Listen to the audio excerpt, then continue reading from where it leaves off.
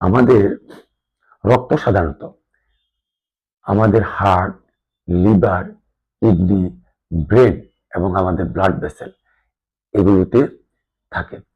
কোনো কারণে যদি এগুলোতে চর্বি জমে যায় তখন রক্ত থাকার জায়গা কমে যায়, তখন রক্তনালীগুলো শুরু হয়ে যায়।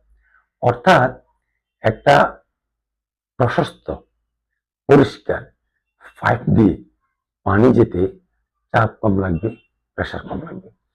আর একটা চিকন অপরিষ্কার পাইপ দিয়ে পানি যেতে প্রেশার বেশি লাগবে এবং চাপ বেশি লাগবে। এই যে চাপ বা প্রেশার বেশি লাগা, এইটাই হলো ব্লাড প্রেশার। এইটাই আমরা ব্লাড প্রেশারের মেশিনের সাহায্যে মেপে থাকি। তাহলে প্রথম কারণ হিসেবে আমরা কি পেলাম? রক্ত থাকার জায়গা কমে যাওয়া, যা কিনা ফ্যাট জমে হয়ে থাকে। এই সমস্যা থেকে আমরা কিভাবে সহজে বের হতে পারি?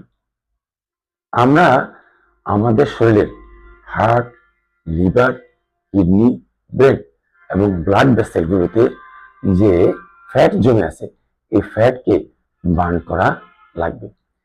ফ্যাট বার্ন করার জন্য সর্বপ্রথম আমাদেরকে যে কাজটি করা লাগবে সেটি হলো আমাদেরকে 10% কার্বোহাইড্রেট জাতীয় খাবার, 20% প্রোটিন জাতীয় খাবার এবং 70% ফ্যাট জাতীয় খাবার, এভাবে আমাদের প্রতিদিনের খাবার মেনু সাজাতে হবে। তাহলে আমাদের ইনসুলিন লেভেল কম থাকবে, আমাদের তখন ফ্যাট বার্ন হওয়ার সুযোগ পাবে, আমাদের ফ্যাট বার্নিং শুরু হবে। ঠিক তখনই যখন ফ্যাট বার্নিং শুরু হবে, ইনসুলিন লেভেল কম থাকবে, তখন আমাদেরকে রোজা রাখা লাগবে।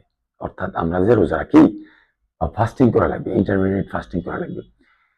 তখন আমাদের শরীর নিজে থেকেই এই ফ্যাট বার্নিং করার সুযোগ পাবে এবং ফ্যাট বার্ন হয়ে গেলে আমাদের উচ্চ রক্তচাপের সমস্যাও কমে যাবে, আমাদের উচ্চ রক্তচাপ নিয়ন্ত্রণে এসে যাবে, যদি কিনা আমাদের এই ফ্যাট জমে থাকার কারণে এই সমস্যা হয়ে থাকে।